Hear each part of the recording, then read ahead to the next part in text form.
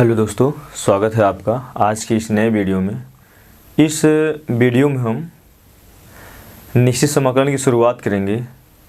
अभी तक हमने अनिश्चित समाकलन पढ़ा। अनिश्चित समाकलन के अंतर्गत हमने प्रतिस्थापन समाकलन पढ़ा। प्रतिस्थापन समाकलन जितने फलन थे उसका अध्ययन किया। उसके बाद मैंने आंशिक भिन्न का अध्ययन किया। आंशिक भिन्न के बाद मैंने खंडशः समाकलन का अध्ययन किया। इस प्रकार से मैंने अनिश्चित समाकलन को समाप्त किया और उन्हीं प्रश्नों का अध्ययन किया जो बोर्ड परीक्षा में पूछे गए हैं या बोर्ड परीक्षा के दृष्टिकोण से इम्पोर्टेंट थे या पूछे जाने की संभावनाएं थी। जब हम निश्चित समाकलन की शुरुआत करेंगे तो पहले की तरह आज पहला अगर लेक्चर है तो इसमें हम पूरे बेसिक बात करेंगे। और बेसिक ही किसी चैप्टर क्या होती है, महत्वपूर्ण फैक्ट होता है और उसके बाद इसी के आधार पर हम आगे बढ़ते हैं। इसलिए निश्चित समाकलन पढ़ने के लिए सबसे पहले आपको अनिश्चित समाकलन आना जरूरी है, क्योंकि निश्चित समाकलन में कुछ भी फिक्स नहीं है कहाँ पर कौन सा फलन यूज हो रहा है। खंडशः भी यूज हो सकता है, जितने फलन बताए उसमें से कोई फलन यूज हो सकता है, प्रतिस्थापन आ सकता है, आंशिक भिन्न आ सकता है, कुछ भी हो सकता है। क्योंकि यहाँ से अनिश्चित समाकलन से उतने प्रश्न नहीं पूछे गए हैं जितने कि आपके निश्चित समाकलन से पूछे गए हैं। तो आपके लिए निश्चित समाकलन बहुत इंपॉर्टेंट है। यहाँ से 8 नंबर के प्रश्न आने वाले हैं और लॉन्ग प्रश्न है। इसमें सबसे पहले आज हम निश्चित समाकलन के हम कुछ बेसिक को समझेंगे, उसके बाद प्रगुण को समझेंगे और उसके बाद हम जो नेक्स्ट लेक्चर होगा उसमें हम इसके न्यूमेरिकल को समझेंगे, आगे प्रश्न को समझेंगे। तो दोस्तों, मेरा नाम मंगलेश प्रजापति है और हम सभी का प्यारा सा खूबसूरत सा चैनल डेल्टा 2 पाई। आज उसी के अंतर्गत उसी में हम अध्ययन करेंगे निश्चित समाकलन। तो सबसे पहले जानते हैं कि निश्चित समाकलन क्या होता है। थोड़ा सा हम बेसिक बनाने की कोशिश करते हैं। हम मान लेते हैं माना कोई फलन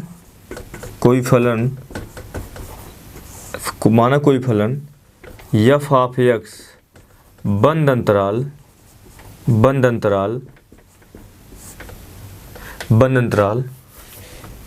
ए बी में सतत है। माना कोई फलन f ऑफ x बंद अंतराल ए बी में सतत है तो f का प्रति अवकलज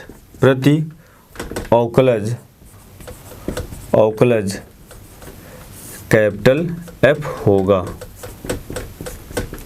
ये बहुत इंपॉर्टेंट फैक्ट मैंने लिखा। इसी को आधार मानकर हम निश्चित समाकलन में आगे बढ़ेंगे। हमने क्या माना कोई फलन f ऑफ x है, स्मॉल f ऑफ x है जो कि बंद अंतराल ए बी में सतत है। बंद अंतराल ए बी होने के मतलब से क्या हुआ, ये बंद अंतराल ए बी है।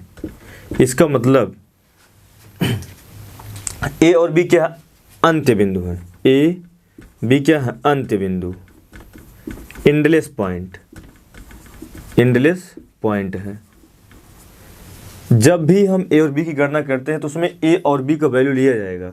जैसे मानते हैं क्लोज इंटरवल हम लिखते हैं यहाँ से 1 2 या हम 1 3, तो इसके मतलब में क्या आ रहा है, 2 भी आ रहा है। इसका मतलब जो वैल्यू लेंगे हम 1 को भी लेते हैं 2 को भी लेंगे। तो इसे मानते क्लोज इंटरवल हो गया 1 5, तो जो इसमें जो वैल्यू लिया जाएगा वो 1 और 5 तो लिया जाएगा, 2 भी 3 भी 4 भी लिया जाएगा। लेकिन अभी यही ओपन इंटरवल होता, जैसे 1 और 3, अगर ये क्या होता है ओपन इंटरवल या 1 3 ओपन इंटरवल, दोनों को हम ऐसे ओपन इंटरवल को इस प्रकार ले सकते हैं या इस प्रकार से। तो इसमें क्या लिया जाए, केवल 2, क्योंकि इसमें इंडलेस पॉइंट जो होता है अंत बिंदु को छोड़ दिया जाता है। तो यहाँ पर क्या है, कह रहा है कि ए बी में सतत है। ए और बी के मध्य जितने बिंदु होंगे, ए बी को ले करके और इसके मध्य जितने बिंदु होंगे, हम वह फलन ऐसा लेंगे जो उसके प्रत्येक बिंदु पर सतत हो। हमने क्या माना कोई फलन f ऑफ x है जो ए बी बंद अंतराल ए बी के प्रत्येक बिंदु पर सतत है। इसका मतलब क्या हो जाएगा, ए बी कोई बंद अंतराल है, मीन्स ए बी को लेकर उसके मध्य जितने बिंदु होंगे वह फलन प्रत्येक बिंदु पर क्या रहेगा, सतत रहेगा। तो उस स्थिति में हमने क्या माना, तो उस स्थिति में माना कि f का प्रति अवकलज, स्मॉल f का जो प्रति अवकलज, तो f का प्रति अवकलज कैपिटल F होगा। स्मॉल f का प्रति अवकलज होता मतलब समाकलन। प्रति अवकलज क्या कहेंगे हम, समाकलन। इस प्रति अवकलज मतलब 1/अवकलन, और 1/अवकलन मतलब क्या हो जाएगा, वो समाकलन है। क्योंकि समाकलन जो होता है अवकलन की, जो समाकलन है या जो समाकलन होता है वह अवकलन की प्रतिलोम प्रतिक्रिया होती है। इसका मतलब उल्टी, जैसे 1/, हो जाएगा अवकलन बराबर क्या हो जाएगा, समाकलन। समाकलन तो क्या हो सकता है यहाँ पर हम समाकलन बराबर लिखेंगे, ये क्या है आपका प्रति अवकलन या प्रति अवकलज, प्रति अवकलज। इसका मतलब प्रति अवकलज ही क्या है आपका समाकलन है। तो यही माना गया है, हम क्या माने हैं, ये बहुत इंपॉर्टेंट स्टेटमेंट है। माना कोई फलन एफ ऑफ एक्स है जो बंद अंतराल ए बी से में सतत है, तो एफ का प्रति अवकलज एफ होगा, स्मॉल एफ का प्रति अवकलज कैपिटल एफ होगा। तो यहाँ पर लिखते हैं, इसी का बेस मान करके हम पूरे निश्चित समाकलन में हम आगे बढ़ेंगे और जितने प्रगुण हैं सभी प्रगुण को हम यहाँ से समझेंगे। यहाँ से हो जाएगा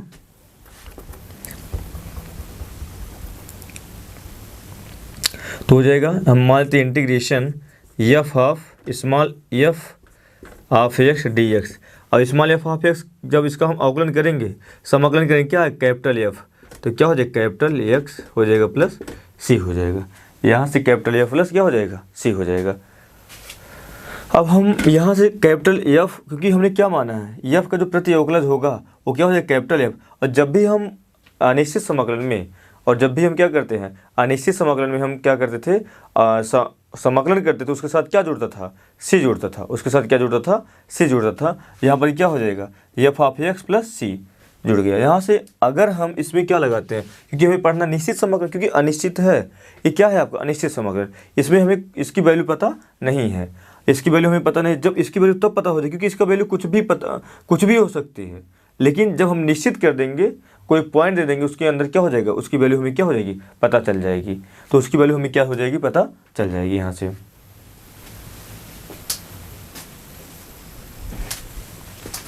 तो यहाँ से हम देखते हैं एफ ऑफ एक्स है, यदि इसकी हम लिमिट रखे थे, यही लिखा गया, माना कोई फलन एफ ऑफ एक्स बंद अंतराल ए बी में सतत है, तो एफ का प्रति अवकलज कैपिटल एफ होगा। इसका प्रति अवकलज मतलब इसका समाकलन कैपिटल एक्स प्लस सी कर दिए हम। अगर हम अब लिखेंगे क्या, ये तो अनिश्चित के रूप में हो, तो लिखेंगे निश्चित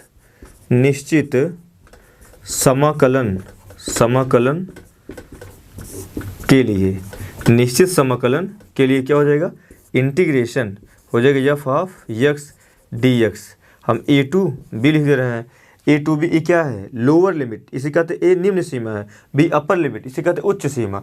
ए लोअर लिमिट, बी क्या है upper limit, A lower limit, B क्या है अपर लिमिट। तो यहाँ से क्या हो जाएगा, इसका जो समाकलन है कैपिटल एक्स हो जाएगा प्लस सी हो जाएगा। और इससे जब समाकलन कर दिया किसी फलन का, तो जो लिमिट होती है बड़े कोष्ठक में लोअर टू अपर लिख दी जाती है।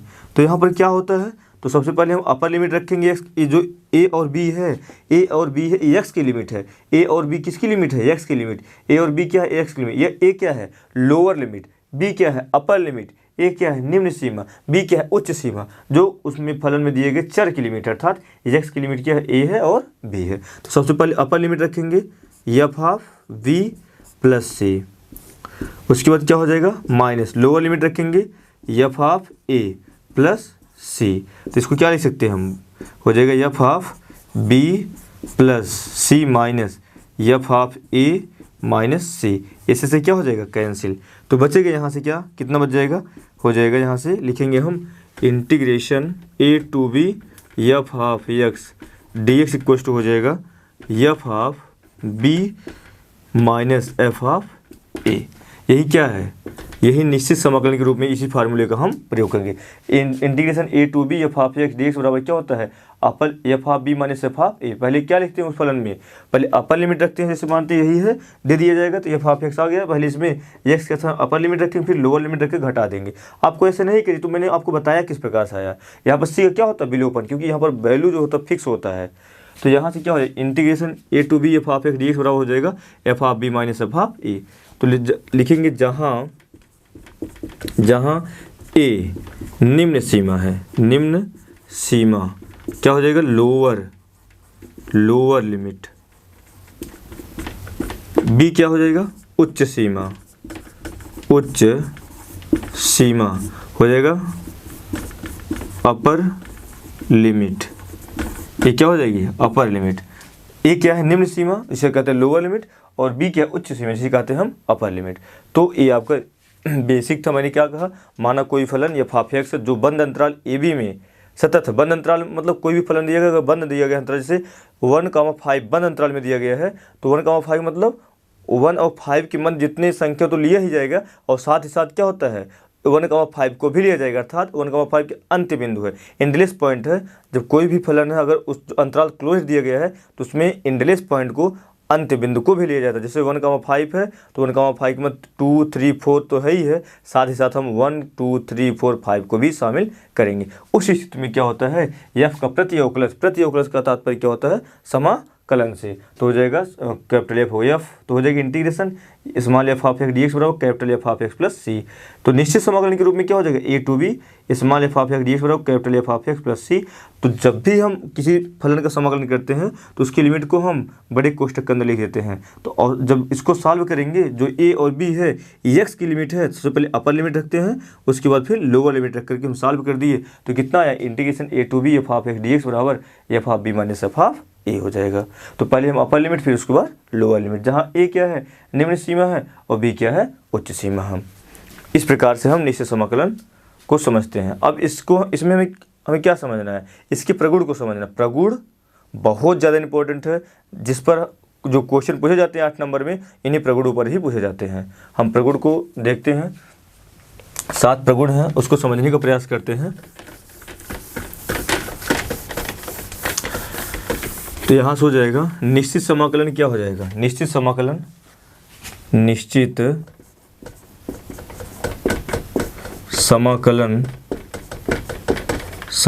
के गुणधर्म या उसी में प्रगुण हो जाएगा प्रॉपर्टीज ऑफ डिफिनिट इंटीग्रेशन। तो यहाँ पे क्या हो जाएगा, तो यहाँ से हम समझेंगे पहला जो प्रगुण हो जाएगा, पहला क्या हो जाएगा, पहला क्या कहता है, पहला यही है जब निश्चित समाकलन में पहला है स्टेटमेंट के रूप में जब निश्चित समाकलन के चर के मान को परिवर्तित कर दें, जब निश्चित समाकलन के चर के मान को परिवर्तित कर देते हैं तो जब निश्चित समाकलन के चर के मान में परिवर्तित कर देते हैं तो समाकलन जब निश्चित समाकलन के चर के मान को परिवर्तित कर देते हैं तो समाकलन की सीमाएं अपरिवर्तित रहती हैं। दूसरा हम लिख दे रहे हैं यहीं पर, दूसरा क्या हो जाएगा, जब निश्चित समाकलन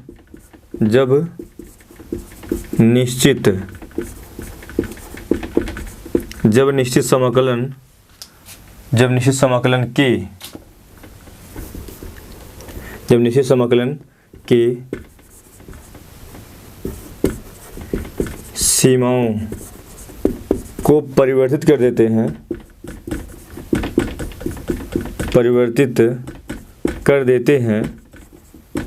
हैं तो समाकलन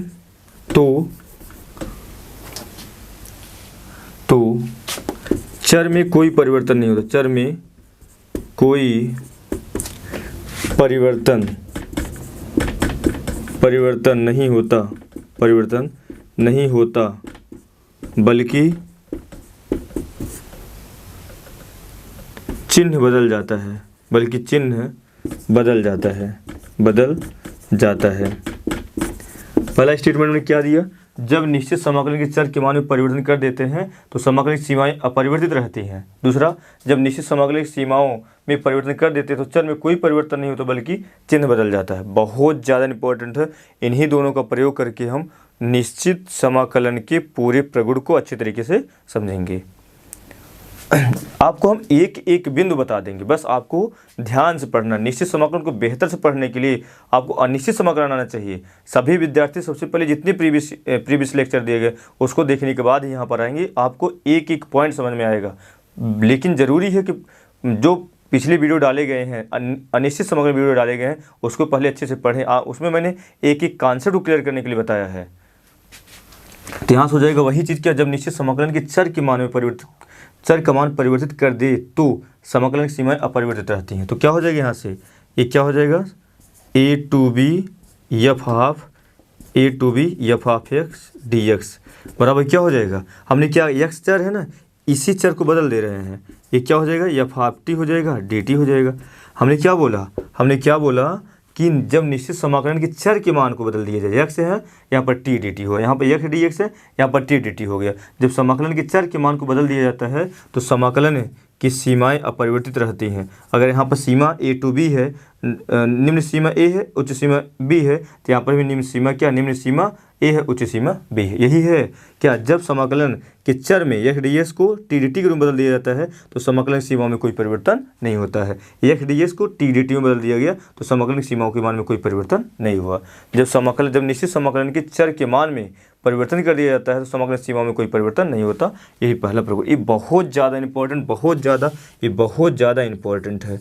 हम इसी का कई बार प्रयोग करेंगे। और दूसरा भी बहुत ज़्यादा इंपॉर्टेंट है, जब निश्चित समाकलन सीमाएं परिवर्तित कर देते हो, जैसे मानते हैं यहाँ से a टू b है तो यहाँ पे क्या कर देंगे हम b टू a।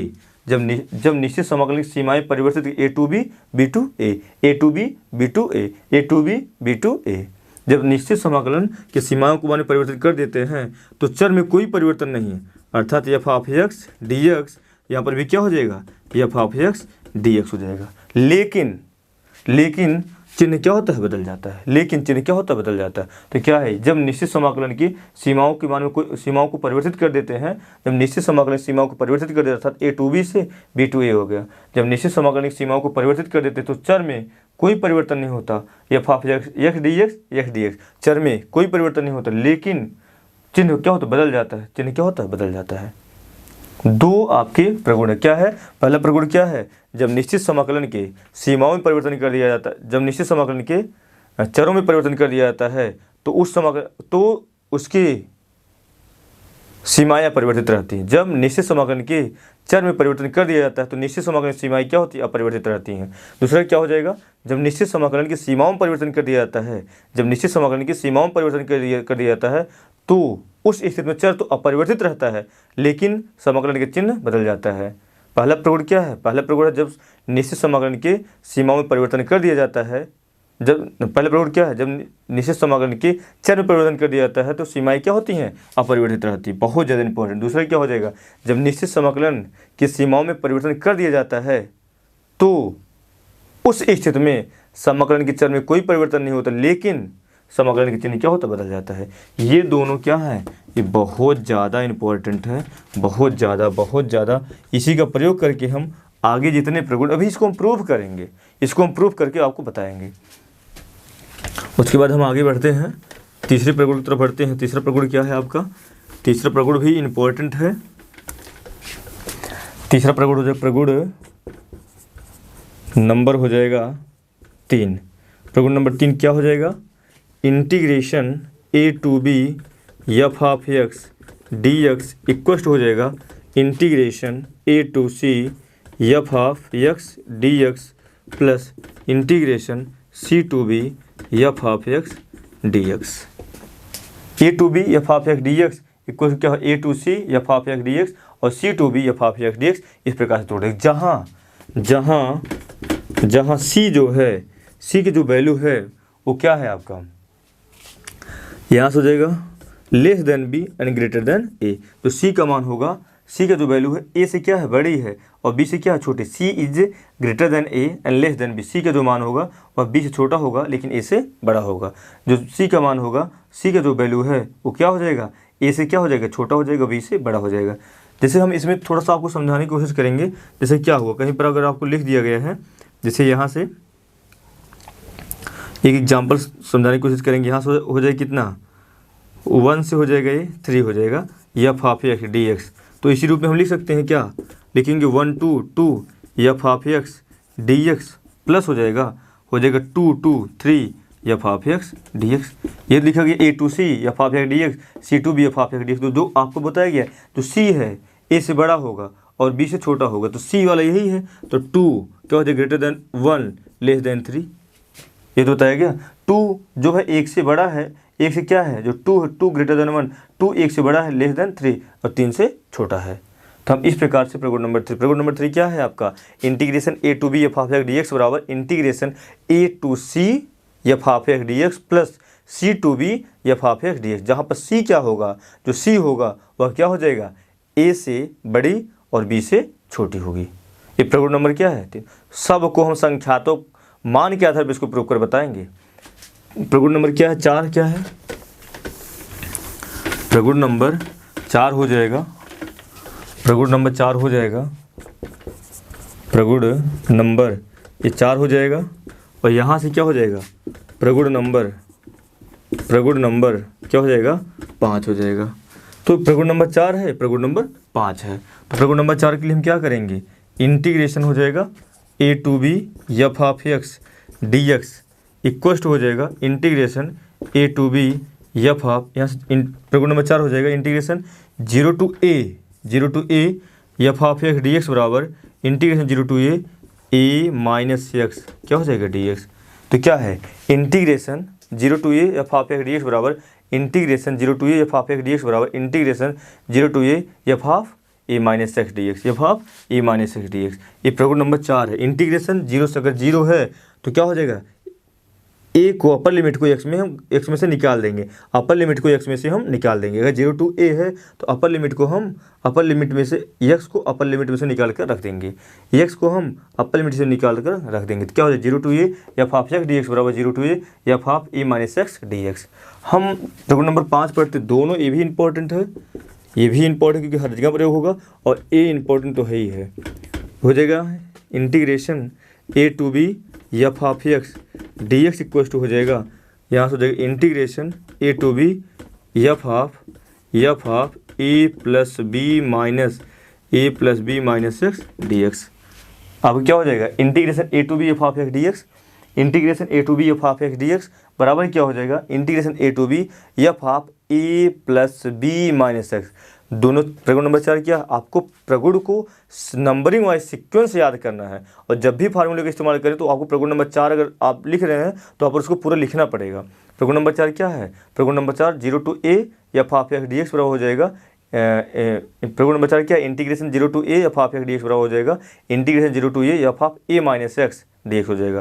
दूसरा क्या हो जाएगा, इंटीग्रेशन प्रगुण नंबर 5 क्या है, integration a to b F of x D x बराबर हो जाएगा integration a to b F of a plus B minus x क्या हो जाएगा डी एक्स हो जाएगा। ये प्रगुण नंबर 4 था, ये प्रगुण नंबर 5 है। हम प्रगुण नंबर 6 और 7 देख लेते हैं जो कि बहुत ज़्यादा इंपॉर्टेंट है।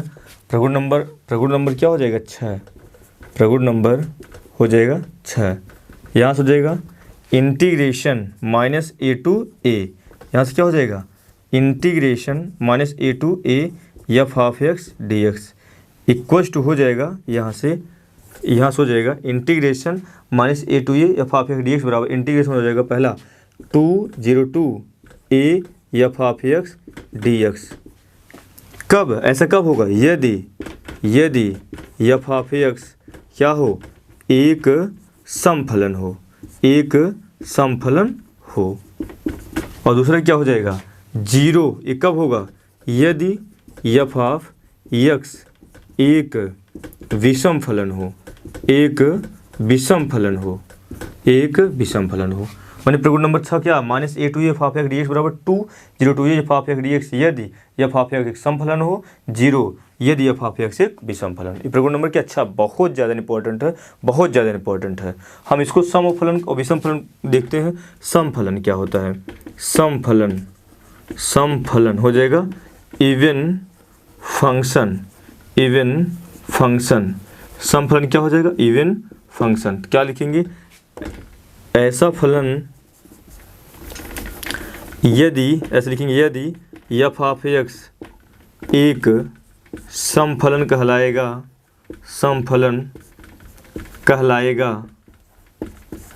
यदि एफ ऑफ एक्स एक समफलन कहलाएगा, यदि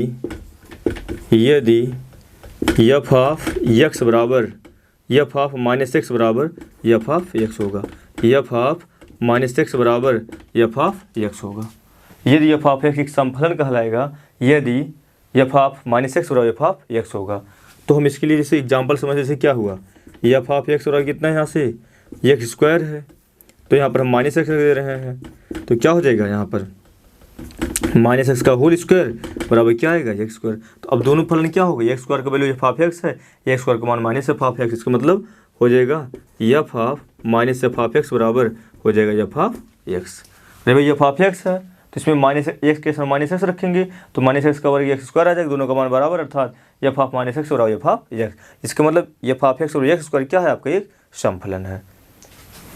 दूसरा यहाँ से क्या हो जाएगा, जैसे क्या हुआ आपका दूसरा, पहला हुआ, दूसरा क्या हो जाएगा एफ ऑफ एक्स बराबर यहाँ से हो जाएगा कॉस एक्स, तो क्या हो जाएगा दूसरा यहाँ से एफ ऑफ माइनस एक्स बराबर हो जाएगा कॉस माइनस एक्स, और कॉस माइनस थीटा बराबर क्या होता है कॉस थीटा अर्थात कॉस एक्स, तो दोनों का मान बराबर हो गया, तो लिखेंगे एफ ऑफ माइनस एक्स बराबर क्या हो जाएगा एफ ऑफ एक्स। इस प्रकार से हो जाएगा, अर्थात क्या हो जाएगा एफ ऑफ माइनस एक्स बराबर, यदि एफ कोई फलन दिया गया है, यदि वह उसमें माइनस एक्स रखने पर माइनस थीटा रखने पर वह फलन क्या आ जा रहा है एफ ऑफ, मतलब एफ ऑफ माइनस एक्स रखने पर वह एफ ऑफ एक्स आ रहा है, एफ ऑफ माइनस थीटा रखने पर वह एफ ऑफ थीटा आ जा रहा है, तो दिया गया फलन क्या होगा समफलन होगा। यदि समफलन होगा तो उसके लिए जो minus a to f of x D x जो वैल्यू हो जाएगा 0 to f of x D x आ जाएगा। और दूसरा कि अगर विषम फलन होगा तो विषम फलन के लिए क्या होगा, कोई भी फलन विषम फलन तब कहलाते हैं, यहाँ पर हम लिख दे रहे हैं विषम फलन के लिए विषम फलन ऑड फंक्शन क्या हो जाएगा ऑड फंक्शन, तो यहाँ से हो जाएगा यदि एफ ऑफ एक्स एक विषम फलन हो, विषम फलन, यदि एफ ऑफ एक्स विषम फलन हो तो क्या हो जाएगा, यदि एफ ऑफ एक्स विषम फलन हो तो एफ ऑफ माइनस एक्स बराबर हो जाएगा माइनस एफ ऑफ एक्स होगा। यदि कोई भी फलन इस प्रकार से है तो क्या होता है वो विषम फलन। यदि एफ ऑफ माइनस एक्स बराबर एफ ऑफ एक्स आता है तो वो सम फलन होता है। यदि एफ ऑफ माइनस एक्स बराबर यदि एफ ऑफ माइनस एक्स और माइनस एफ ऑफ एक्स आता है तो विषम फलन कहलाता है। जैसे यहाँ से हम लिख दे रहे हैं, जैसे एफ ऑफ एक्स बराबर यहाँ पर क्या दिया गया है एक्स क्यूब दिया गया है, तो यहाँ से हो जाएगा एफ ऑफ माइनस एक्स बराबर हो जाएगा माइनस एक्स का होल क्यूब हो जाएगा बराबर एक्स का होल क्यूब। तो यहाँ पर क्या हो जाएगा एफ ऑफ माइनस एक्स बराबर हो जाएगा एफ ऑफ, यहाँ पर माइनस एक्स का होल क्यूब करेंगे तो माइनस एक्स क्यूब ही आएगा, तो माइनस बाहर हो जाएगा, एक्स क्यूब किसका वैल्यू है एफ ऑफ एक्स का।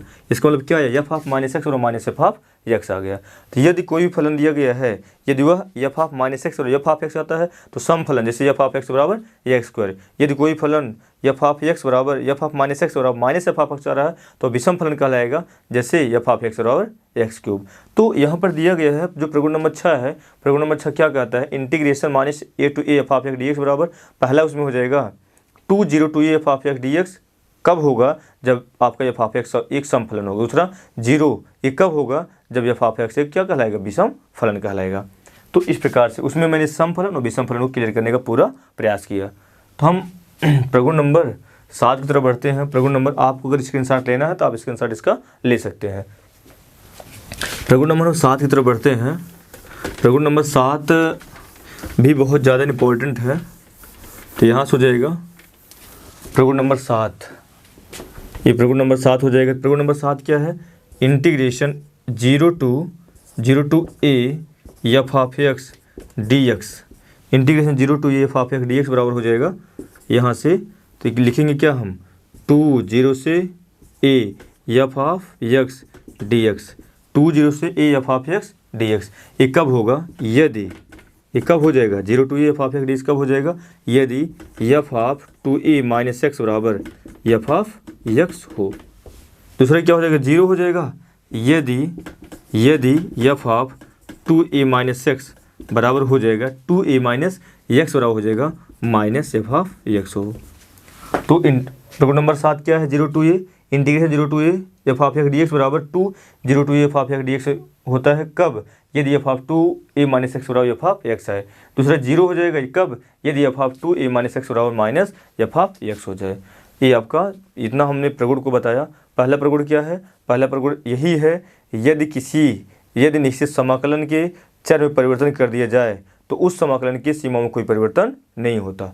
दूसरा प्रगुण क्या अर्थात integration a to B f half x D x बराबर integration a to B f half t d t. दूसरा क्या हो जाएगा, यदि निश्चित समाकलन की सीमाओं में परिवर्तन कर दिया जाए तो उस स्थिति में समाकलन के चर में कोई परिवर्तन नहीं होता, लेकिन समाकलन का चिन्ह क्या होता है, बदल जाता है। तीसरा प्रगुण क्या हो जाएगा, integration a to B f half x D x बराबर integration a to c f half x D x plus integration c to B f half x D x. प्रगुण नंबर 4 क्या है, integration 0 to a f half x D x बराबर integration 0 to a f half a minus x D x. प्रगुण number 5 क्या है, integration a to B f half x D x बराबर हो जाएगा integration a to B f half a plus B minus x D x हो जाएगा। प्रगुण number 6 क्या कहता है, integration minus a to f half x D x बराबर पहला उसमें हो जाएगा 0 to f half x D x, कब, जब एफ हाफ एक्स समफलन होगा, 0 कब होगा, जब एफ हाफ एक्स विषमफलन होगा, और समफलन विषमफलन के विषय में मैंने बताया। प्रगुण नंबर 7 क्या है, integration 0 to 2a f half x D x बराबर 2 इसमें है 0 to f half x D x, कब होगा, जब एफ हाफ एक्स जब f of 2a minus x बराबर एफ हाफ एक्स आएगा। 0 कब होगा, जब f of 2a minus x बराबर क्या आ जाएगा, माइनस एफ हाफ एक्स आएगा। इस प्रकार से मैंने निश्चित समाकलन के गुणधर्म को समझा, और निश्चित समाकलन क्या होता है, समफलन क्या होता है, विषमफलन क्या होता है, इसको मैंने समझने का प्रयास किया। अब हम 1 बाई 1 आपके प्रगुण को हम प्रूव करते हैं। जितने प्रगुण हैं प्रगुण नंबर 7 तक हम सबको प्रूव करते हैं। तो यहाँ से हो जाएगा प्रगुण नंबर क्या हो जाएगा, 1, प्रगुण नंबर 1 हो जाएगा, प्रगुण नंबर क्या हो जाएगा, 1 लिखेंगे। प्रगुण नंबर 1 क्या है, integration a to B f half x D x बराबर हो जाएगा integration a to B f half t क्या हो जाएगा, डी टी। अब इसी को हम प्रूव करते हैं, प्रूफ, इसी को हम प्रूव करेंगे। हम मान लेते हैं, हम जानते हैं इंटीग्रेशन होता है, हम जानते हैं integration F half x D x बराबर हो जाएगा f half x plus c. तो अब इसको हम जानते ही हैं, तो लिखेंगे LHS से क्या है, LHS integration a to B f half x D x equal to हो जाएगा f half x D x. F half x D x का मान कितना है, f half x plus c. तो यहाँ से क्या लिखेंगे हम, या ऐसे हम समझ लेते हैं, यहाँ से हमें यही लाना है, तो हम इसको हम जानते हैं, लिखेंगे यहाँ से, हम मान लेते हैं क्योंकि हमें टी के रूप में लाना है। माना एक्स बराबर टी, इसका अवकलन कर देंगे, डी एक्स बराबर क्या हो जाएगा, डी टी। निश्चित समाकलन में जब भी कुछ प्रतिस्थापित करेंगे, साथ ही साथ अगर किसी फलन को कुछ भी उसमें प्रतिस्थापित एक्स बराबर टी माने, एक्स बराबर एम माने हैं, तो साथ ही साथ आपको लिमिट भी परिवर्तन करना पड़ेगा। तो हमने क्या माना, यहीं पर आपको समझना है, जैसे फार्मूले में हमने एक्स बराबर टी मान लिया, एक्स के स्थान पर टी को प्रतिस्थापित कर रहे हैं, उसकी अब तक क्या थी, ये एक्स है तो एक्स की लिमिट ए और बी दी है। जब हम एक्स को टी में प्रतिस्थापित कर रहे हैं तो इसका मतलब जो लिमिट आएगी वो टी की लिमिट होगी। तो यहाँ से हो जाएगा, तो यहाँ पर लिखेंगे क्या हम, सीमाओं में परिवर्तन, सीमाओं में परिवर्तन अर्थात क्या हो जाए, लिमिट चेंजिंग, सीमाओं में परिवर्तन था, लिमिट चेंजिंग। तो एक्स बराबर टी डी एक्स बराबर डी टी, तो लिखेंगे यदि ये जो लिमिट दी गई एक्स के लिए, यदि एक्स बराबर ए, अगर एक्स बराबर ए रखेंगे तो टी बराबर क्या हो जाएगा, ए। यदि एक्स बराबर क्या हो जाएगा, बी, तो क्या हो जाएगा, अगर एक्स बराबर बी हो जाएगा तो टी बराबर क्या हो जाएगा, बी। यदि एक्स बराबर तो टी बराबर, एक्स बराबर बी तो टी बराबर बी। अब हम रख देंगे यहाँ से, इसको समीकरण 1 मान लेते हैं, लिखेंगे समीकरण 1 से, तो हो जाएगा इंटीग्रेशन ए टू बी, अब एक्स की वैल्यू टी है तो हो जाएगा एफ हाफ टी, और डी एक्स की वैल्यू कितना है, डी टी आया है, डी टी। हमने क्या बताया, ये क्या आ गया आपका, RHS आ गया, मैंने ये LHS का प्रयोग किया, RHS आ गया। हमने क्या बताया था, यदि समाकलन के चर में परिवर्तन कर दिया जाए, या डी एक्स को एफ डी टी में परिवर्तित कर दिया जाए, तो समाकलन के सीमाओं में कोई परिवर्तन नहीं होता।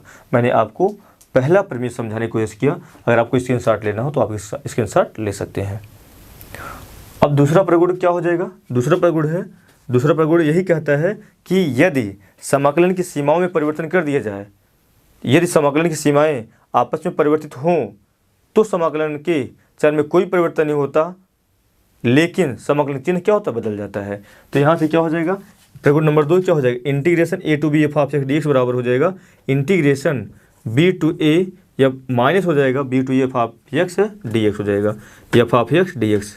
तो क्या है, integration a to B F of x D x बराबर minus b to f of x D x. आपको देखो चर में कोई परिवर्तन नहीं और सीमा केवल बदल गई तो चिन्ह क्या हो गया, बदल गया। दूसरा क्या है आपका, यदि समाकलन की सीमाओं में परिवर्तन कर दिया जाता है तो समाकलन के चर में कोई परिवर्तन नहीं होता, लेकिन समाकलन का चिन्ह क्या होता है, बदल जाता है। तो हम जानते हैं f of x D x बराबर एफ ऑफ एक्स प्लस सी जानते हैं। हम इसको प्रूव करेंगे, LHS का प्रयोग करेंगे, हम लिखेंगे LHS में क्या दिया गया है, LHS में दिया गया integration a to B F of x D x.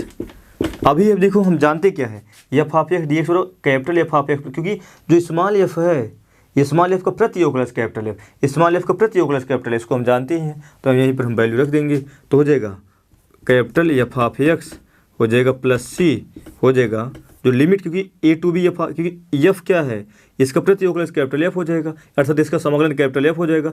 जब कोई भी फलन होता है उसका हम समाकलन कर देते हैं तो बड़े कोष्ठक में हम लिमिट रखते हैं ए टू बी। ए क्या है आपकी लोअर लिमिट अर्थात निम्न सीमा, बी क्या है अपर लिमिट अर्थात उच्च सीमा है।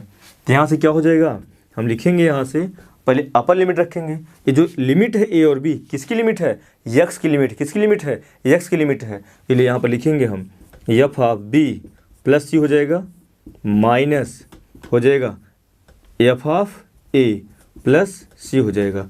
यहाँ से लिखेंगे हम f of b plus c, minus के गुणा अंदर हो जाएगा माइनस एफ ऑफ ए और हो जाएगा कितना माइनस सी, इससे से क्या हो गया कैंसिल, तो हो जाएगा f of b minus f of a. अब यहाँ से अगर हम माइनस कॉमन ले लें तो क्या हो जाएगा, यहाँ से माइनस कॉमन लेने के बाद क्या आएगा, यहाँ से एफ ऑफ माइनस कॉमन ले लेंगे तो एफ ऑफ पहले हो जाएगा, एफ ऑफ पहले हो जाएगा और माइनस एफ ऑफ बी क्या हो जाएगा, बाद में हो जाएगा। एफ ऑफ पहले हो जाएगा, f of minus f of b बाद में हो जाएगा। थोड़ा सा हम समझाने का प्रयास करते हैं, जैसे अभी नोट इट इसका प्रयोग करेंगे, कहीं पर दिया गया है जैसे अभी मैंने क्या बताया, integration a to B F of x D x का जो होता है वो क्या होता है, समाकलन में बताया f of b minus f of a. हम पहले क्या लिखे अपर लिमिट उसके बाद लोअर लिमिट, पहले क्या लिखे अपर लिमिट उसके बाद lower limit, f of b minus f of a, f of b minus f of a. तो बी क्या है अपर लिमिट तो पहले है, ए क्या है लोअर लिमिट वो बाद में है, बी क्या है अपर लिमिट तो पहले है, ए क्या है लोअर लिमिट बाद में है। तो पहले को हम अपर लिमिट बना दिए, उसके बाद ए को लोअर लिमिट बनाकर हम f of x D x लिख दिए। तो हम यहाँ पर क्या लिख सकते हैं, इसी प्रकार क्या हो जाएगा, इसी प्रकार हम लिखेंगे माइनस क्या हो जाएगा, पहले क्या है अपर लिमिट, पहले क्या है अपर लिमिट बाद में क्या है लोअर लिमिट हो जाएगा f of x D x. ये क्या है, ये क्या है RHS है, ये क्या है RHS है। इस प्रकार से हम इस फलन को इसको प्रूव करते क्या है। प्रगुण नंबर 2 क्या है, प्रगुण नंबर 2 क्या कहता है, यदि किसी समाकलन की सीमाओं में परिवर्तन कर दिया जाता है तो उस समाकलन के चर के मान में कोई परिवर्तन नहीं होता, लेकिन समाकलन का चिन्ह क्या होता है, बदल जाता है। इसको मैंने अच्छे से आपको प्रूव करने के लिए बताया, केवल और केवल हम शुरुआती कॉन्सेप्ट को लेकर हम आगे बढ़ रहे हैं। आप प्रगुण नंबर 2 का स्क्रीनशॉट ले सकते हैं। हम प्रगुण नंबर 3 की तरफ बढ़ते हैं। प्रगुण नंबर 3 क्या है, ये प्रगुण नंबर 3 हो जाएगा। प्रगुण नंबर 3 क्या कहता है, integration a to B F of x D x के लिए हम इसको प्रूव करेंगे। तीसरा प्रगुण हो जाएगा, तीसरा प्रगुण यहाँ से हो जाएगा, प्रगुण नंबर 3 हो जाएगा। क्या है, integration a to B F of x D x equal हो जाएगा integration a to c f of x D x plus integration हो जाएगा ए टू सी हुआ या सी टू बी हो जाएगा एफ ऑफ एक्स क्या हो जाएगा डी एक्स। तो हम जहाँ क्या हो जाए, जहाँ C is less than B and greater than A, जहाँ सी का मान हो जाएगा वह ए से बड़ा होगा और बी से छोटा होगा। तब हम यहाँ पर क्या करेंगे, लिखेंगे हम LHS से, तो हो जाएगा integration a to B F of x D x, a to B F of x D x. तो इसको हम ये ऐसे लिखेंगे, हम प्रूफ में लिखेंगे, प्रूफ में हम लिखेंगे, हम जानते हैं integration f of x D x बराबर हो जाएगा capital F of x plus c हो जाएगा, capital F of x integration small f of x D x बराबर हो जाएगा capital F of x plus c. ये क्या है, एफ का प्रतियोगलज, एफ का प्रतियोगलज कैपिटल है, स्मॉल एफ का प्रतियोगलज कैपिटल है। प्रतियोगलज का तात्पर्य क्या होता है, समाकलन, समाकलन से। तो यहाँ से हो जाएगा एफ ऑफ एक्स हो जाएगा प्लस सी हो जाएगा। तो हम ये लेटेस्ट का प्रयोग करेंगे, दोनों विधियों से हम बताएंगे, दोनों पक्षों से एल एच एस का प्रयोग करेंगे। ये लेटेस्ट क्या है, integration a to B F of x D x, और यहाँ से क्या हो जाएगा, स्मॉल एफ ऑफ एक्स का प्रतियोगलज कैपिटल एफ ऑफ एक्स। तो यहाँ पर हम लिख देंगे यहाँ से capital F of x plus c हो जाएगा, ए टू बी हो जाएगा। पहले हम अपर लिमिट, जो ए और बी किसकी लिमिट है, एक्स की लिमिट है, तो क्या लिखेंगे अपर लिमिट प्लस सी। उसके बाद क्या हो जाएगा lower limit, lower limit, lower limit plus c हो जाएगा। यहाँ से हो जाएगा क्या, f of b plus c minus f of a minus c, a minus c a plus c cancel हो जाएगा f of b minus f of a हो गया।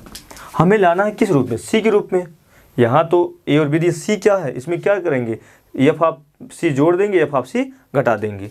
लिखेंगे एफ ऑफ सी जोड़ने, एफ ऑफ सी जोड़ने घटाने पर, जोड़ने घटाने पर, तो क्या हो जाएगा यहाँ से f of b minus plus f of, या हम लिखेंगे माइनस सी जोड़ देंगे एफ ऑफ सी प्लस हो जाएगा यहाँ से हो जाएगा कितना, f of c minus f of a. हमने एफ ऑफ माइनस सी जोड़ दिया, एफ ऑफ माइनस सी घटाया, एफ ऑफ सी जोड़ दिया। ये क्या हो जाएगा, अभी मैंने बताया जो पहले होती है वो अपर लिमिट होती है, जो बाद में होती है वो लोअर लिमिट होती है। जो पहले होती है वो अपर लिमिट होती है, जो बाद में होती है वो लोअर लिमिट होती है। तो हम इसको पहले लिख देते, इसको बाद में लिखेंगे। यहाँ से हम इसको क्या लिख सकते हैं, ऐसे लिख सकते हैं, जो पहले हो जाएगी वो अपर लिमिट, तो पहले अपर लिमिट क्या है बी है, उसके बाद लोअर लिमिट ए हो जाएगा, और क्या होता है एफ ऑफ एक्स हो जाएगा प्लस जो पहले होती है अपर लिमिट, जो पहले होती है वो अपर लिमिट होती है, जो बाद में होती है वो लोअर लिमिट हो जाती है। ये क्या हो जाएगी एफ ऑफ ही हो जाएगा एफ ऑफ एक्स। इस प्रकार से लिख सकते हैं। इसको हम पहले कर देते हैं तो क्या हो जाएगा integration a to c f of x plus f of x, ये क्या हो जाएगा डी एक्स हो जाएगा, ये क्या हो जाएगा डी एक्स हो जाएगा। यहाँ से d x plus c to B F of x D x. इस प्रकार से आपको हम सॉल्व कर, क्या दिया गया है हम जानते हैं, f of x D x और f of x plus c. Small है एक कैपिटल, स्मॉल एफ क्या है, एक कैपिटल एफ क्या है, स्मॉल एफ का प्रतियोगलज है। तो हम जानते हैं integration a to B F of x D x, ये क्या हो जाएगा f of x plus c a to b हो गया। यहाँ से अब अपर लिमिट रखेंगे यहाँ पर माइनस, उसके बाद लोअर लिमिट रखेंगे, माइनस से अंदर गुणा करने के minus c plus c cancel हुआ, f of b minus f of a आ गया। मैंने इसमें क्या किया एफ ऑफ सी जोड़ दिया, एफ ऑफ सी घटा दिया, मैंने एफ ऑफ सी घटाया एफ ऑफ बी में से और एफ ऑफ सी जोड़ दिया एफ ऑफ ए में। तो ये क्या हो जाए, जो पहले लिमिट होती है f of b minus f of c, ये अपर लिमिट, उसके बाद लोअर लिमिट, तो lower limit c upper limit b F of x D x. ये क्या है अपर लिमिट, अपर ये क्या है f of a lower limit, यहाँ पर लोअर लिमिट हम इसको पहले कर दिए और इसको बाद में कर दिए। यही क्या था आपका integration a to B F of x D x बराबर integration a to c f of x D x plus c to B F of x, जहाँ पर सी क्या है वो ए से बड़ी और बी से छोटी है।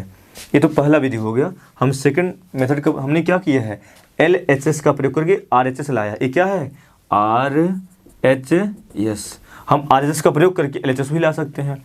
सेकंड हो जाएगा, सेकंड मेथड हो जाएगा। यहाँ से लिखेंगे हम R H S, R H S क्या है integration a to c f of x D x plus integration c to B F of x D x. तो स्मॉल एफ का प्रतियोगलज क्या है कैपिटल एफ है, f of x plus c हो जाएगा। तो यहाँ पर लिखेंगे हम f of x plus c upper limit a to b हो जाएगा प्लस ये क्या हो जाएगा एफ ऑफ एक्स हो जाएगा कितना, यहाँ से एफ ऑफ एक्स हो जाएगा प्लस सी और लिमिट कितना सी टू बी। तो यहाँ से हम लिखेंगे क्या अपर लिमिट, अपर लिमिट है f of b plus c minus lower limit रखेंगे एफ ऑफ ए हो जाएगा प्लस सी, यहाँ से प्लस हो जाएगा upper limit f of b plus c हो जाएगा माइनस एफ ऑफ और अपर लिमिट फिर लोअर लिमिट एफ ऑफ हो जाएगा सी प्लस सी हो जाएगा। इस प्रकार से अब यहाँ पर क्या करेंगे हम, अब इसको सॉल्व कर देंगे हम f of b plus c minus f of a minus c minus गुणा हो जाएगा plus f of b plus c minus गुणा कर देंगे f of c minus c, ये क्या हो गया minus c plus c minus c plus c cancel, तो पूरा हो जाएगा f of b minus f of a plus f of b minus f of c. इस प्रकार से हो जाएगा। यहाँ से यहाँ पर ए अपर, यहाँ पर मिस्टेक हो गया, ए सी है, ए टू सी हो जाएगा, अपर लिमिट यहाँ सी हो जाएगा और यहाँ पर भी सी हो जाएगा, यहाँ पर भी सी हो जाएगा। अब इस सी से सी क्या हो गया कैंसिल, बचेगा यहाँ से क्या f of b minus f of a. जो पहले होती बी वो अपर लिमिट होती है, बाद वाली क्या होती है लोअर लिमिट होती है। तो यहाँ पर क्या लिखेंगे हम अपर लिमिट बी और लोअर लिमिट ए हो जाएगा f of x D x. ये क्या है आपका एल एच एस।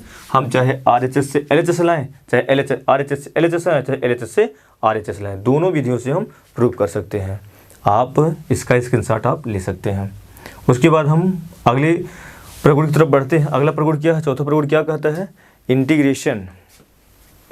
इंटीग्रेशन हो जाएगा a to integration 0 to a f of x, integration 0 to a हो जाएगा, integration 0 to a f of x D x बराबर हो जाएगा integration 0 to a f of x D x बराबर integration 0 to a f of a minus x D x हो जाएगा।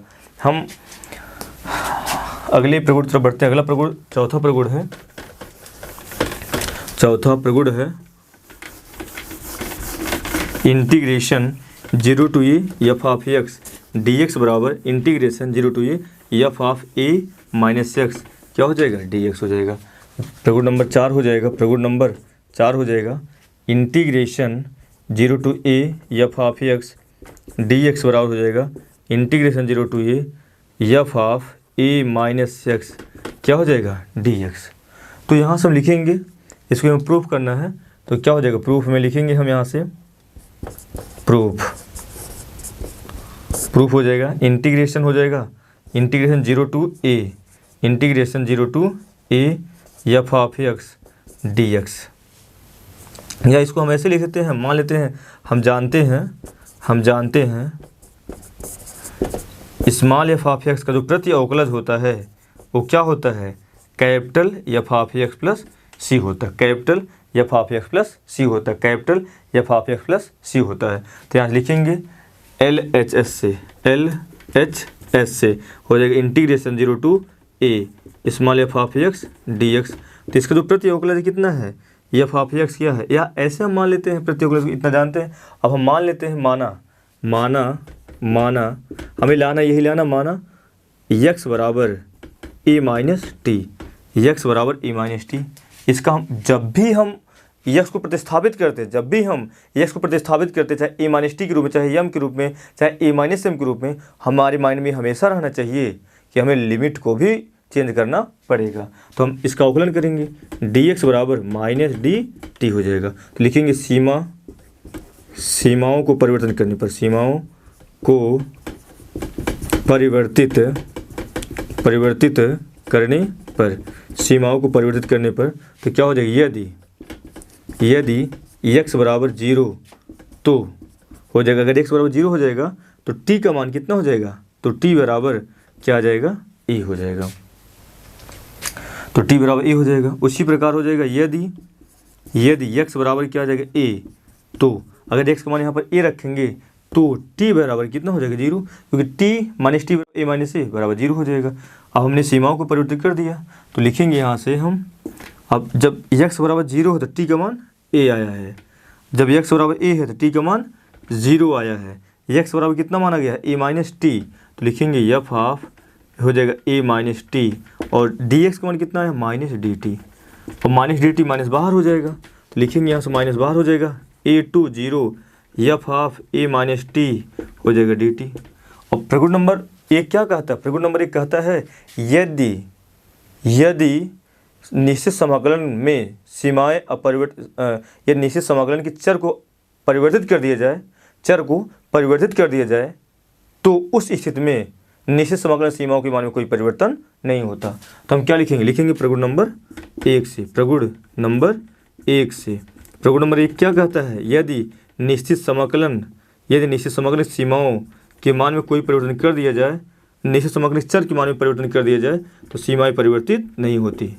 F of x D x बराबर हो जाएगा f of t d t. हमने क्या किया, a to B F of x D x बराबर a to B F of d t. मैंने क्या चर को परिवर्तित कर दिया, लेकिन उस समाकलन सीमा में कोई परिवर्तन नहीं हुआ। तो हम ए टी है तो लिखेंगे वही चेंज कर दे रहे हैं हम। यहाँ से हो जाएगा माइनस हो जाएगा ए टू जीरो, और क्या हो जाएगा f of a minus x, क्या हो गया डी एक्स। अगर F of t d T है तो उसको F of x D x बदलेंगे, लेकिन देखो ऐसे यहाँ पर था, मैंने यहाँ पर क्या किया, केवल हमने चर के मान को परिवर्तित कर दिया, चर के मान क्या किया परिवर्तित कर दिया गया। अब तुरंत यहाँ पर क्या लगाएंगे, प्रगुण नंबर 2 लगा देते हैं। प्रगुण नंबर 2 क्या है, प्रगुण नंबर 2 कहता है यदि समाकलन की सीमाएं परिवर्तित हो जाए, यदि समाकलन की सीमाएं परिवर्तित हो जाए तो उस स्थिति में उस चर के मान में और समाकलन के चर के मान में कोई परिवर्तन ना हो तो समाकलन का चिन्ह बदल जाता है। यदि समाकलन की सीमाओं में परिवर्तन कर दिया जाए और उस स्थिति में समाकलन के चर में कोई परिवर्तन ना हो तो समाकलन का चिन्ह बदल जाता है। हमने क्या किया, यहाँ से प्रगुण नंबर 2 लगा कर हम लिखेंगे यहाँ से a to B F of x D x बराबर हो जाएगा minus a to B F of x D x. अगर यहाँ पर a to B F of x D x है, यहाँ से हो जाएगा बी टू ए। अगर यहाँ पर a to B F of x D x है, मैंने f of x D x को f of x D x को उतार दिया, लेकिन लिमिट में क्या चेंजिंग कर दिया, चेंजिंग करने से माइनस ही आ गया। या तो ऐसे इसका उल्टा समझे, यदि यहाँ पर माइनस लगा है और उसके बाद हम माइनस को हटाएंगे तो उस तरफ क्या होता है, लिमिट चेंज। देखो बी टू ए माइनस में है और माइनस हट गया तो ए टू बी आ गया। तो यहाँ पर वही लिख सकते हैं, हो जाएगा माइनस हटाएंगे तो 0 टू ए हो जाए, जो अपर लिमिट है वो लोअर लिमिट बन जाएगी, जो लोअर लिमिट है वो अपर लिमिट बन जाएगी, लेकिन चर के मान में कोई परिवर्तन नहीं होगा। तो हो जाएगा 0 to a f of x F of a minus x क्या हो जाएगा डी एक्स। ये क्या हो जाएगा, ये आपका एल एच एस हो जाएगा, एल हो जाएगा आर एच एस। मैंने क्या किया, एल एच एस से आर एच एस, जो कि हम दोबारा बता देते हैं। प्रगुण नंबर 4 है 0 to a f of x D x बराबर 0 to a f of x minus d x. हम जानते हैं कि यदि कोई फलन बंद अंतराल ए बी में सतत है तो उसका जो प्रतिअवकलज होगा, जो उसका प्रतिअवकलज हो जाएगा कैपिटल एफ हो जाएगा। तो उसी का प्रयोग किए हम, यहाँ से हो जाएगा मैंने एल एच एस का प्रयोग किया 0 to f of x D x. हमने माना एक्स और ए माइनस टी। जब भी हम फलन में चर के मान को क्या करते प्रतिस्थापित करते हैं तो हमारे माइंड में ये हमेशा रहना चाहिए कि सीमा भी प्रतिस्थापित होगी। सीमाओं को परिवर्तित करने पर जब हमने जो लिमिट दिया गया, एक्स की लिमिट दिया गया, जब एक्स बराबर 0 हो तो टी, एक्स बराबर 0 यहाँ पर टी का वैल्यू ए आ जाएगा। जब एक्स का वैल्यू ए हो जाएगा, जब एक्स का वैल्यू ए हो जाएगा तो टी का वैल्यू कितना आ जाएगा 0। यहाँ पर ए रखेंगे, ए माइनस ए बराबर 0 हो जाएगा। तब यही वैल्यू हम यहाँ पर रख देते हैं। तो हो जाएगा यहाँ से जब एक्स बराबर ए है, एक्स बराबर ए है, टी बराबर 0। जब एक्स बराबर 0 है तो टी बराबर ए। यहाँ से एक्स का मान ए माइनस टी, और यहाँ से डी एक्स की जो वैल्यू है माइनस डी टी है, माइनस को मैंने बाहर निकाल दिया, F of a minus T d T. प्रगुण नंबर 1 क्या कहता है, यदि समाकलन के चर में परिवर्तन कर दिया जाए तो समाकलन सीमाएं क्या होती है, अपरिवर्तित। तो यही है, हमने इस चर को एक्स के रूप में परिवर्तित कर दिया तो जो सीमाएं हुई अपरिवर्तित हुई। प्रगुण नंबर 2 क्या कहता है, प्रगुण नंबर 2 कहता है यदि समाकलन की सीमाओं में परिवर्तन कर दिया जाए तो समाकलन के चर में कोई परिवर्तन नहीं होता, लेकिन चिन्ह बदल जाता है। यही प्रयोग कर दिए। तो हमने अगर हम माइनस हटाएंगे तो यहाँ पर क्या देखो, minus integration b to a f of x D x, इधर माइनस हट गया। माइनस हटने से क्या आ गया, यहाँ से बी टू ए था लिमिट, और यहाँ पर क्या होगा ए टू बी, मतलब सीमाओं में परिवर्तन हो गया। तो यहाँ पर माइनस को हटाएंगे, यहाँ पर माइनस, जब माइनस है तो 0 टू ए है, माइनस हटाएंगे 0। यहाँ पर जब तक माइनस है तो सीमा ए टू 0 है, जब माइनस को हटा देंगे तो सीमा 0 टू ए हो जाएगी, और f of a minus x D x. ये प्रगुण नंबर क्या है, 4 है। अब हम प्रगुण नंबर 5 की तरफ बढ़ते हैं। प्रगुण नंबर 5 ये बहुत ज़्यादा इंपॉर्टेंट प्रगुण था, और प्रगुण नंबर 5 भी बहुत ज़्यादा इंपॉर्टेंट है। प्रगुण नंबर 5 की तरफ बढ़ते हैं। प्रगुण नंबर 5 क्या है, प्रगुण नंबर 5 क्या है, हो जाएगा integration a to B F of x D x बराबर हो जाएगा इंटीग्रेशन ए टू बी हो जाएगा f of a plus B minus x क्या हो जाएगा डी एक्स। ये जो मेरा ना सोल्यूशन हो जाएगा।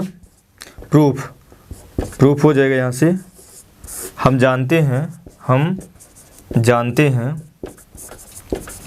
Integration f of x small f of x equal to हो जाएगा small f of x D x, small f of x D x बराबर हो जाएगा capital F of x plus c हो जाएगा।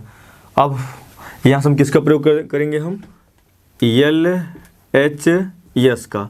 तो हो जाएगा इंटीग्रेशन ए टू बी हो जाएगा f of x D x. अब यहाँ से हम क्या करेंगे, मान लेंगे, माना एक्स बराबर ए प्लस बी माइनस टी, ए प्लस बी माइनस टी हम मान लेते हैं। तो इसका जब भी हम x के मान को प्रतिस्थापित करेंगे, जब भी हम x के स्थान पर कुछ और वैल्यू पुट करेंगे, तो हमारे माइंड में हमेशा ये चीज़ रहना चाहिए कि हमें लिमिट के मान को भी परिवर्तित करना पड़ेगा। तो यहाँ से हो जाएगा dx बराबर हो जाएगा a जीरो b का जीरो, क्योंकि ऑलरेडी कांस्टेंट है, t का क्या हो जाएगा माइनस डी टी। अब हम क्या लिखेंगे, सीमाओं को परिवर्तित करने पर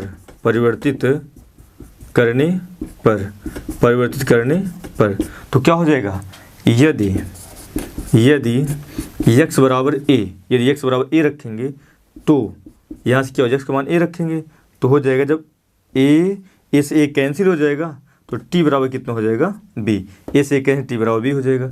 यदि x बराबर b, तो जब यहाँ से x बराबर हम b रखेंगे, b से b कैंसिल, तो t बराबर क्या हो जाएगा, a हो जाएगा। यदि x बराबर a रखेंगे, t बराबर b आया। यदि x बराबर b रखेंगे, b यहाँ पर, तो b से कैंसिल, t बराबर a आ गया। अब यहाँ पर क्या रखेंगे, हम लिमिट को चेंज कर देंगे। तो क्या है आपका यहाँ से इंटीग्रेशन, जब x बराबर a है तो t बराबर b, जब x बराबर a आया, जब x की लिमिट a थी, t की जो लिमिट हो जाएगा b, जब x की लिमिट b थी तो t बराबर कितना आया a। और यहाँ से x का वैल्यू है f of a plus B minus t, f of a plus B minus t, और dx का वैल्यू कितना आया है माइनस डी टी। अब यहाँ से क्या हो जाएगा, माइनस को हम बाहर कर दे रहे हैं तो हो जाएगा b2a f of a plus B minus t और डी टी। हम यहाँ पर क्या लगाएंगे, प्रगुण नंबर 1। प्रगुण नंबर 1 क्या कहता है, प्रगुण नंबर 1 कहता है यदि निश्चित समाकलन के चर के मान में परिवर्तित कर दिया जाए तो समाकलन सीमा में कोई परिवर्तन नहीं होता। तो यहाँ पर हम क्या करें, लिखेंगे प्रगुण नंबर 1 से। प्रगुण नंबर 1 क्या है, integration a to B F of x D x बराबर integration a to B F of t d t. क्या है, यदि निश्चित समाकलन की चर के मान में परिवर्तन कर दिया जाता है तो समाकलन के चिन्ह में कोई समाकलन सीमाएं अपरिवर्तित रहती हैं। तो यहाँ से हो जाएगा minus b to a f of a plus b, t के स्थान में क्या हो माइनस एक्स और हो जाएगा डी एक्स। प्रगुण नंबर 2 लगा देंगे। प्रगुण नंबर 2 क्या कहता है, प्रगुण नंबर 2 कहता है यदि निश्चित समाकलन सीमाओं के मान में परिवर्तन कर दिया जाए तो उस स्थिति में निश्चित समाकलन के चर में कोई परिवर्तन नहीं होता, लेकिन चिन्ह क्या होता, बदल जाता है। तो प्रगुण नंबर क्या हो जाएगा, यहाँ से प्रगुण नंबर कितना हो जाएगा, 2 हो जाएगा। तो हो जाएगा integration a to B F of x D x equal हो जाएगा इंटीग्रेशन a टू बी हो जाएगा integration b to a f of x D x. हमने क्या किया, a टू b को मैंने b टू ए कर, चिन्ह बदल गया। अगर यहाँ से b to a f of x D x minus है तो माइनस को हटाना है तो हम क्या करें, लिमिट चेंज कर देंगे। तो यहाँ पर माइनस को हटाना, लिमिट चेंज कर देंगे। जो अपर लिमिट है वो लोअर लिमिट बन जाएगी, जो लोअर लिमिट है अपर लिमिट बन जाएगी f of a plus B minus x क्या हो जाएगा डी एक्स। ये हमें क्या करना था, प्रूव करना था। ये क्या आ जाएगा आपका आर एच यस आ गया। तो ये प्रगुण नंबर क्या है, 5 है। प्रगुण नंबर 5। प्रगुण नंबर 4 में मैंने किसका प्रयोग कर दिया, मैंने प्रगुण नंबर 1 का प्रयोग किया, प्रगुण नंबर 2 का प्रयोग किया। प्रगुण नंबर 1 क्या कहता है, यदि निश्चित समाकलन की सीमाओं में यदि निश्चित समाकलन चर के मान में परिवर्तन कर दिया जाए तो उसके सीमाओं में कोई परिवर्तन नहीं होता। दूसरा प्रगुण नंबर 2 क्या कहता है, यदि निश्चित समाकलन की सीमाओं में परिवर्तन कर दिया जाए तो उस स्थिति में समाकलन के चर की कोई परिवर्तन नहीं होता, लेकिन समाकलन का चिन्ह क्या होता है, बदल जाता है। हम 2 प्रगुण और बचे हैं, जो कि प्रगुण नंबर 6 प्रगुण नंबर 7 बहुत ज़्यादा इंपॉर्टेंट है। हम दोनों प्रगुण को समझते हैं। प्रगुण नंबर 6 क्या है और प्रगुण नंबर 7 क्या है, इन दोनों प्रगुण को हम समझने का प्रयास करते हैं। क्या हो जाएगा यहाँ से, प्रगुण नंबर क्या हो जाएगा 6। प्रगुण नंबर 6 क्या है, प्रगुण नंबर 6 है integration minus a to a f of x D x. ये क्या हो जाएगा, पहला 202 a F of x D x. कब, यदि एफ ऑफ एक्स क्या हो, एक समफलन हो। 0 यदि एफ ऑफ एक्स एक विषम फलन हो, ठीक। तो हम इसमें क्या करते हैं, हम इसको मैंने सम फलन किया, विषम फलन के इन चीज़ों को समझाया। तो अभी हमें प्रूफ करना, तो प्रूफ हम इसको करते हैं। प्रूफ में यहाँ से हो जाएगा, हम लिखेंगे LHS, यहाँ से हो जाएगा LHS में ये हो जाएगा -a to a f of x dx। अब यहाँ पर क्या लगा देंगे हम, प्रगुण नंबर 3, प्रगुण नंबर 3 क्या कहता है, integration a to b f of x dx equal हो जाएगा, इंटीग्रेशन हो जाएगा a to c f of x dx plus integration c to b f of x dx का प्रयोग करेंगे, जहाँ c क्या है, c जो है वह a से बड़ी है और b से छोटी है। तो हम -a और a के मध्य में क्या रख सकते हैं, 0। -a और a के मध्य में क्या रख, तो 0। तो क्या लिखेंगे हम अगर a और b के मध्य में c रखे हैं तो a to c, उसके बाद c to b a to c f of x dx यहाँ पर लिखे हैं, plus c to b f of x dx हमने लिख दिया। तो यहाँ से -a to 0 f of x dx, 0 to a f of x dx। तो यहाँ से हम लिखेंगे, यहाँ से हो जाएगा, लिख सकते हैं हम, यहाँ से हो जाएगा equal to -a to 0 f of x dx plus 0 to a f of x, क्या हो जाएगा 0 to a f of x dx। तो -a to 0 f of x dx plus 0 to a f of x dx। तो हमने क्या कहा था, 0 जो है वो a से बड़ी है लेकिन b से क्या है, छोटी। मतलब यहाँ से जो c था, c ग्रेटर देन है, c जो है, जो आपका 0 होगा वो लोअर लिमिट से बड़ी होगी और अपर लिमिट से छोटी। जो c है यहाँ पर, c लोअर लिमिट से बड़ी है और अपर लिमिट से क्या है, छोटी है। तो हम यहाँ पर लिखेंगे, ये क्या हो जाएगा, इसको हम समीकरण 1 मान लेते हैं। ये जो है आपका किसके बराबर है, -a to a f of x dx बराबर है। तो इसको हम लिखेंगे माइनस, यहाँ से लिख सकते हैं हम -a to a f of x dx equal to कितना हो जाएगा, -a to 0 f of x dx plus 0 to a f of x, यहाँ से हो जाएगा dx। हम इसको समीकरण 1 मान लेते हैं और इसको क्या मानते हैं, हम i मानते हैं। अब लिखेंगे हम I1 बराबर -a to 0 f of x dx, इसको समीकरण हम 2 मान लेते हैं। अब क्या मानेंगे, हम इसको मानेंगे, हम मान लेते हैं माना x बराबर -t। अब मैंने x को प्रतिस्थापित कर दिया तो उसकी सीमाओं को भी प्रतिस्थापित करना पड़ेगा हमें। तो इसको हम पहले अवकलन करेंगे, dx बराबर हो जाएगा -dt। लिखेंगे सीमा में परिवर्तन, क्या हो जाएगा, यदि x बराबर -a, यदि x बराबर -a तो t बराबर, या -a रखेंगे तो हो जाएगा, तो t बराबर a आ जाएगा। यदि x बराबर 0, यदि x बराबर 0 तो t बराबर क्या आ जाएगा, 0 आ जाएगा। अब हम यहाँ पर रखेंगे I1 इक्वल टू हो जाएगा, जब लिमिट -a है तो t का, जब x की लिमिट माइनस है तो t की लिमिट a आया, जब x की लिमिट 0 तो t की लिमिट 0 हो गया। और f ऑफ x, जो यहाँ से f ऑफ x का मान कितना, -t है, तो f ऑफ -t हो जाएगा और dx का मान कितना हो गया, -dt आ गया। अब -dt को हम बाहर कर देंगे, माइनस बाहर a to 0 f of -t और क्या हो जाएगा, dt। अब हम लिखेंगे यहाँ से, इसको मैंने क्या, यहाँ से लिखेंगे प्रगुण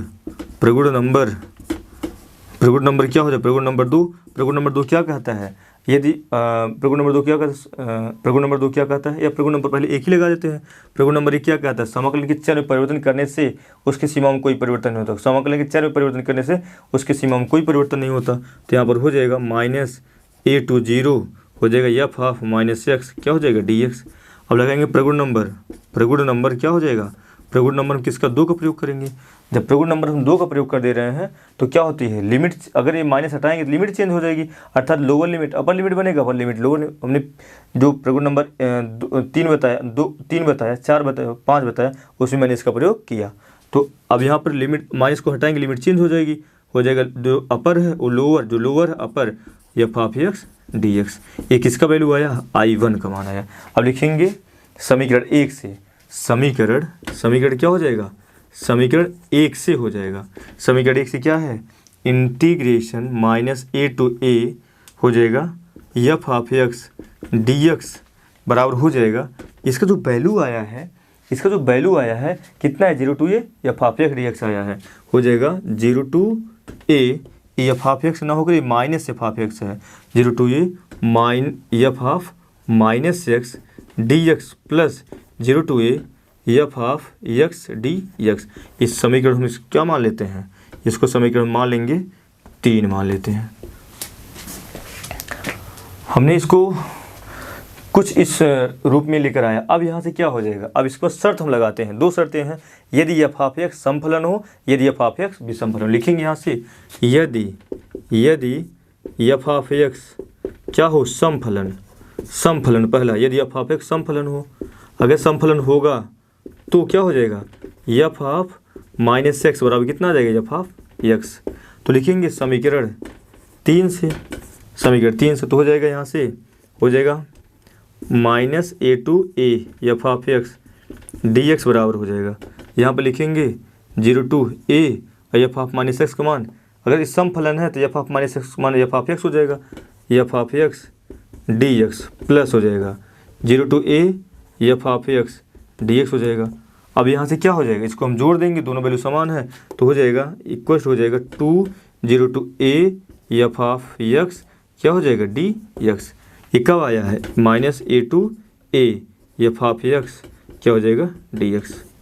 ये कब है, जब आपका एफ ऑफ एक्स एक समफलन हो, अर्थात एफ ऑफ माइनस एक्स बराबर क्या हो जाएगा, एफ ऑफ एक्स। दूसरा हो जाएगा, दूसरा यदि एफ ऑफ एक्स एक विषम फलन हो, जब यह विषम फलन हो तो एफ ऑफ माइनस एक्स बराबर माइनस एफ ऑफ एक्स आएगा। तो लिखेंगे तो समीकरण 3 से, समीकरण 3 रखेंगे हम तो हो जाएगा integration minus a to a f of x D x बराबर, अब इस माइनस एफ ऑफ एक्स का मान कितना आ जाएगा, माइनस एफ ऑफ एक्स आ जाएगा, और माइनस एफ ऑफ एक्स को बाहर कर देंगे तो हो जाएगा माइनस हो जाएगा 0 to a F of x D x plus 0 to a F of x D x. ये दोनों वैल्यू आपस में समान है तो इसका मान क्या हो गया, 0। ये 0 कब आया, जब इसका minus a to f of x D x का मान 0 कब आया, जब एफ ऑफ एक्स क्या था, एक विषम फलन था। मैंने इसको समझाने की कोशिश किया। ये प्रगुण नंबर क्या है आपका, प्रगुण नंबर अच्छा है। तो अगर इसका स्क्रीनशॉट लेना चाहें स्क्रीनशॉट ले सकते हैं। मैंने हर एक कंडीशन को, तो जब आपका प्रगुण क्या हो, आपका सम हो, और प्रगुण क्या हो, आपका विषम फलन हो, इसको मैंने समझाने की कोशिश किया। हम इसको दोबारा बता देते हैं, minus a to f of x D x बराबर 2 0 to f of x D x, यदि एफ ऑफ एक्स समफलन हो, 0 एफ ऑफ एक्स विषम फलन हो। हम जानते हैं अगर माइनस ए टू ए है, इसके मध्य में हम 0 ले सकते हैं, तो हो जाएगा। तो लिमिट कैसे लिखेंगे, माइनस ए टू 0 और 0 to a, क्योंकि प्रगुण नंबर 3 क्या कहता है, ए और बी के मध्य में कोई एक ऐसी संख्या ले लें, ए और बी के मध्य में कोई एक ऐसी संख्या ले लें जिसका वैल्यू जो बी से छोटा हो और ए से बड़ा हो। हमने सी ले लिया तो क्या लिखेंगे, a to c f of x D x और c to B F of x D x. तो हम इसके मध्य में ए से माइनस ए के मध्य प्रगुण नंबर 3 तरह की ऐसी वैल्यू ले लेते हैं जिसका जो वैल्यू होगा माइनस ए से क्या हो जाएगा, जो लोअर लिमिट से क्या हो जाएगी, बड़ी हो जाएगी, अपर लिमिट से छोटी हो जाएगी। मैंने 0 लिया है तो यहाँ से minus a to 0 f of x D x लिखे हैं, और 0 to a F of x D x, तो minus a to a f of x D x बराबर हो जाएगा minus a to 0 f of x D x plus 0 to a F of x D x.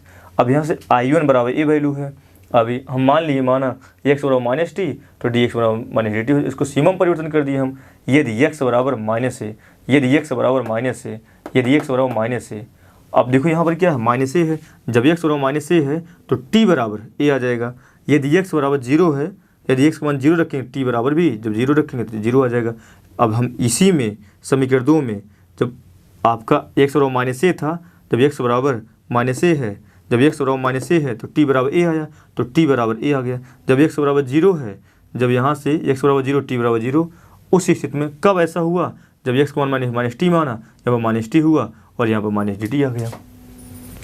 अब यहाँ से क्या करेंगे, अब प्रगुण नंबर क्या लगा, एक लगाने। प्रगुण नंबर 1 क्या कहता है, समाकलन की यदि निश्चित समाकलन में चर के मान में परिवर्तन कर दिया जाए तो समाकलन की सीमा में कोई परिवर्तन नहीं होता, चर परिवर्तित कर दिए, T d T x D x में परिवर्तित कर दिए तो लिमिट भी वही रह गई। प्रगुण नंबर 2 क्या कहता है, यदि समाकलन की सीमाओं में परिवर्तन कर दिया जाए तो समाकलन के मान में कोई परिवर्तन की चिन्ह बदल जाता है, तो यहाँ पर माइनस चिन्ह बदला है, अगर चिन्ह हटेगा तो ये क्या है, लिमिट चेंज हो जाएगी, जो अपर है वो लोअर बनी, जो लोअर है अपर बनेगी। अब I1 का मान किस में रख दिए हम, समीकरण 1 के स्थान पे यहाँ पर मैंने ले जाकर, ये पूरा I1 था, ये किसके बराबर आया है, इसके बराबर, तो इसके स्थान में मैंने इसको ले जाकर के रख दिया। अब यहाँ पर कंडीशन क्या लगे, यदि f ऑफ x समफलन है, अगर f ऑफ x एक समफलन होगा तो f ऑफ माइनस एक्स और f ऑफ x आ जाएगा।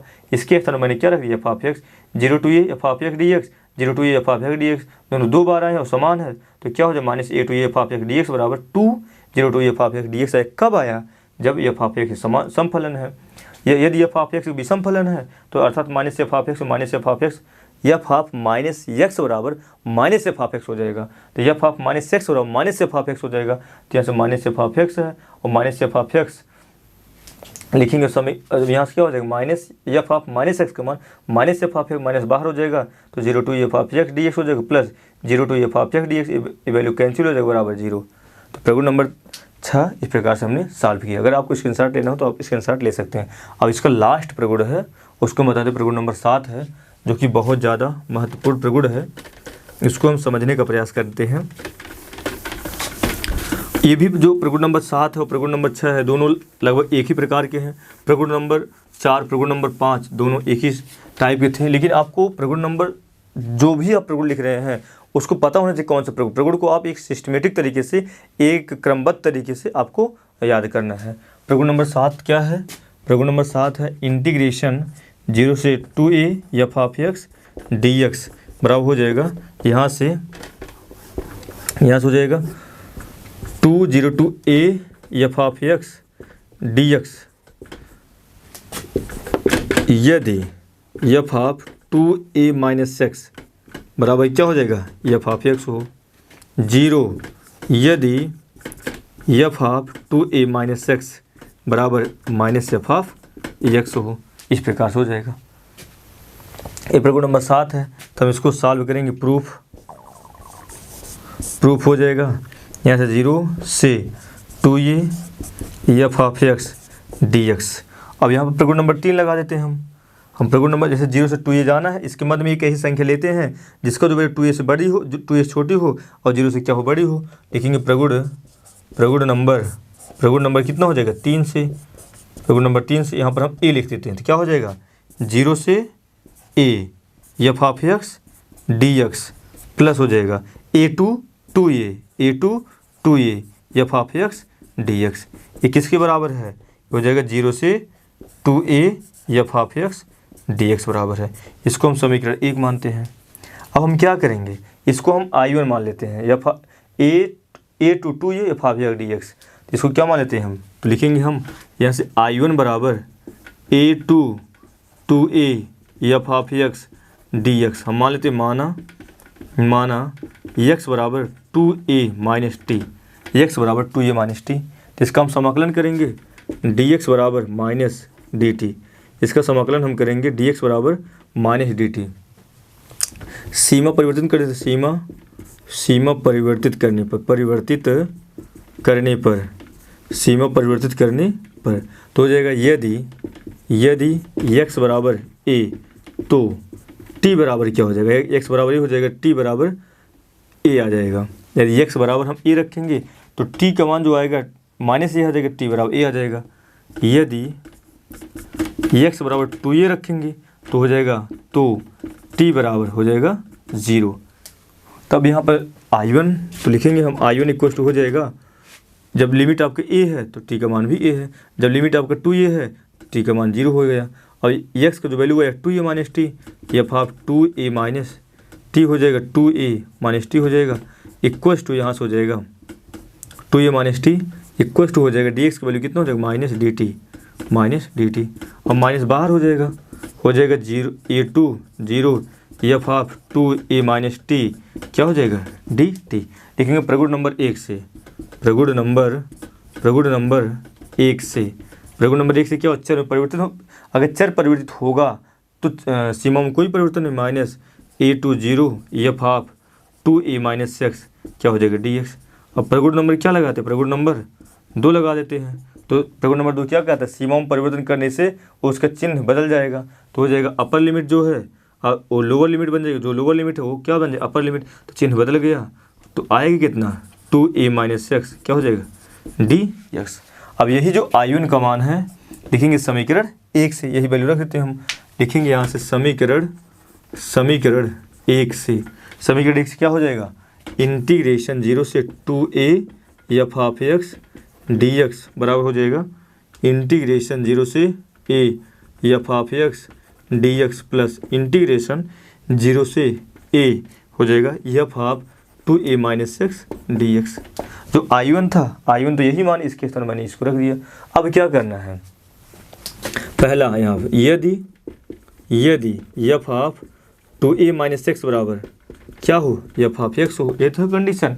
अगर ऐसा हो, अगर ऐसा है तो इतना आना चाहिए, तो लिखेंगे इसको समीकरण क्या मान लेते हैं हम, इसको समीकरण हम मान लेते हैं 2, तो लिखेंगे तो समीकरण 2 से तो हो जाएगा 0 से 2a f of x D x बराबर इंटीग्रेशन 0 से a F of x D x plus, अब इसका वैल्यू कितना 2a माइनस एक्स का मान एफ ऑफ एक्स है, तो हो जाएगा 0 से a एफ ऑफ एक्स क्या हो जाएगा यहाँ से डी एक्स। अब इन दोनों को जोड़ देंगे तो हो जाएगा इंटीग्रेशन 0 से 2a f of x D x बराबर हो जाएगा यहाँ से 0 से a F of x D x. ये कब इतना आया, ये कब आया जब f of 2a minus x बराबर एफ ऑफ एक्स हो, तो 0 to a F of x D x बराबर 2 0 to a F of x D x आ जाएगा। दूसरा क्या हो जाएगा, दूसरा स्टेप है, दूसरा यदि f of 2a minus x बराबर हो जाएगा माइनस एफ ऑफ एक्स, तो लिखेंगे समीकरण 2 से क्या हो जाएगा 0 to 2a हो जाएगा f of x D x equal हो जाएगा 0 से a F of x D x. अब जो इसका वैल्यू हो जाएगा माइनस एफ ऑफ एक्स हो जाएगा, तो जब माइनस बाहर नहीं ए प्लस है माइनस हो जाएगा 0 से a F of x D x, ये क्या आ जाएगा 0 आ जाएगा 0 से 2a f of x D x. इस प्रकार से वैल्यू आ गया। तो अब जो प्रगुण नंबर 7 था इसको मैंने प्रूव किया। अगर आप इसको स्क्रीनशॉट लेना चाहते हैं स्क्रीनशॉट ले सकते हैं।